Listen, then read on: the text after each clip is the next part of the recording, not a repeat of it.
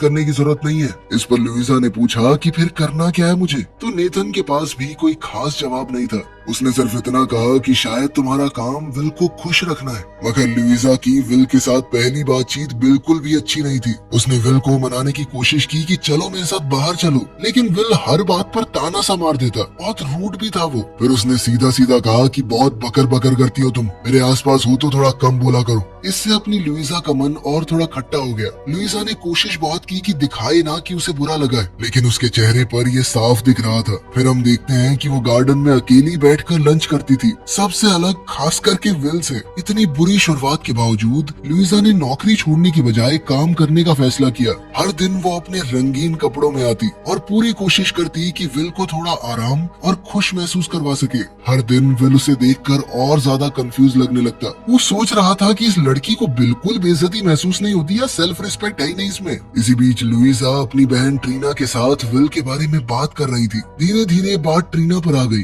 जहाँ उसने बताया कि वो दोबारा अपनी पढ़ाई शुरू करने के बारे में सोच रही है। मगर ये सुनकर लुइजा परेशान हो गई, क्योंकि इसका मतलब था कि उसे घर पर रुककर अकेले ही मम्मी पापा का ध्यान रखना होगा। ट्रीना को भी उसके लिए बुरा तो लग रहा था, लेकिन उसके पास कोई चारा भी नहीं है। उसके लिए ये करना जरूरी था और लुइजा ये समझ रही थी। फिर अगली सुबह लुइजा जब विल के घर पहुंची, तब उसे पता चला कि विल के कुछ पुराने दोस्त उससे मिलने आए थे। ये थोड़ा अलग था और कमिला के हाव भाव देखकर ऐसा लग रहा था मानो वो चाहती ही ना हो कि विल उनसे मिले। जो लोग आए थे वो थे विल का बेस्ट फ्रेंड रूपर्ट और उसकी एक्स गर्लफ्रेंड एलिसिया। उनकी बातचीत से साफ पता चल रहा था कि उनके रिश्ते में खटास तो आई है। इधर लुइजा साइड में खड़ी सब कुछ देख रही थी और उसके चेहरे पर दर्द साफ नजर आ रहा था। लेकिन बात और भी खराब तब हो गई जब रूपर्ट ने बताया कि वो और एलिसिया न सिर्फ डेट कर रहे हैं, बल्कि अब तो दोनों की मंगनी भी हो गई है। वो दोनों ये खबर विल को साथ में देना चाहते थे, मगर विल ये सब सुनकर अंदर से टूट गया। लेकिन उसने हर बार की तरह अपनी भावनाएं अपनी तीखी और ठंडी बातों में छुपा ली। जब एलिसिया वहाँ से जा रही थी तो उसने लुइजा के सामने कबूल किया कि एक्सीडेंट के बाद वो विल के साथ रहना चाहती थी, लेकिन किसी ऐसे इंसान की मदद नहीं की जा सकती जो खुद मदद लेना ही ना चाहता हो। इस पर लुइजा ने कुछ नहीं कहा, लेकिन उसके चेहरे से साफ लग रहा था कि वो इस बात से सहमत नहीं है।